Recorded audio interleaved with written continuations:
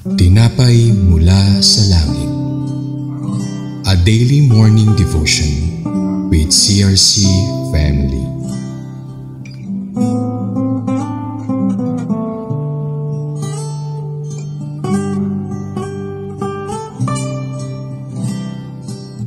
Isang mapagpalang umaga kapatid, ako si Sister Rhea Saliedo ng CRC Chess, Daughter Church 13 Martires City, Cavite. Samahan niyo po kami sa ating programang Tinapay Mula sa Langit. Ang pang-araw-araw nating debosyon sa salita ng Diyos. Ngayong umaga ay matutunghayan natin ang Numbers chapter 24 verse 20. Ngunit bago po tayo magpatuloy, tayo dumako sa maikling panalangin. Panginoon, maraming salamat po sa umagang ito. Samahan niyo po kami sa aming gawain.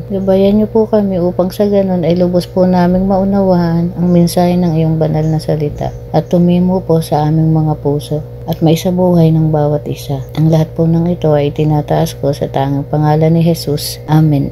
Ang title ay Balaam's Fifth Oracle, The Fall of Amalek. Basahin po natin ang Numbers chapter 24 verse 20. Then Balaam saw Amalek and spoke his message. Amalek was first among the nation, but their end will be utter destruction. Sa Tagalog, nang makita niya sa pangitain ng Amalek ay ganito ang sinabi. Ang Amalek ay ang bansang pangunahin, ngunit sa huli ay lilipulin. Amen.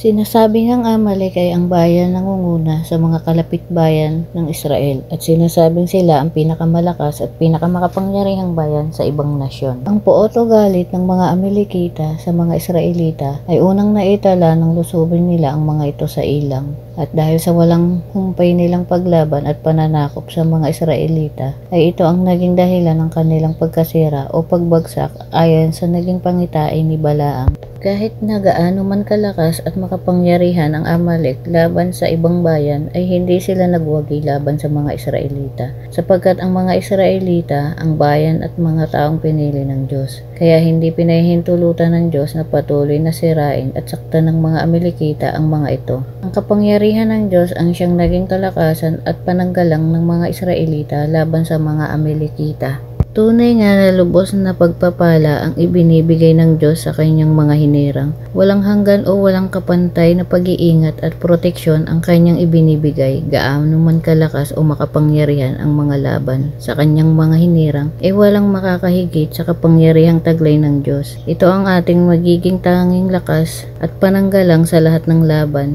na ating masusuungan o mararanasan. Sabi nga sa Psalm chapter 18 verse 2, Si Yahweh ang aking batong tanggulan, ang aking tagapagligtas, Diyos at kanlungan, tagapag-ingat ko at aking sanggalang. Kaya walang laban o pagsubok sa ating buhay ang hindi natin mapapagtagumpayan sapagkat may Diyos tayo na nag-iingat, na nagpoprotekta at patuloy na nagbibigay lakas at pagpapala sa atin. Salamat sa salita ng Diyos. Tayo po ay manalangin. Diyos Ama, maraming salamat po. Kami po ay nakapakinig ng iyong salita. Nawa po ay maisapuso namin ito at maisabuhay. Dalangin po namin na ingatan mo po kami. Ganon din po sa mga namumuno sa aming bansa. Ingatan niyo sila upang makapaglingkod sa iyo at sa bayan nang naaayon sa iyong kalooban. Ang lahat po ng ito ay itinataas namin at dinadalangin sa tanging pangalan ni Jesus. Amen. Maraming salamat po sa inyong pakikibahagi sa ating programa. Lagi po nating pagnilayan ang salita ng Diyos mula sa ating puso dahil lubos ang magiging kaunawaan natin dito. Muli po ninyo kaming samahan bukas sa pagninilay ng kanyang mga salita dito sa programang Tinapay Mula sa Langit. Malaya po ninyong i-share ang video na ito upang kayo rin ay maging pagpapala sa iba. Pagpalain po tayong lahat ng ating Panginoon. Magandang umaga.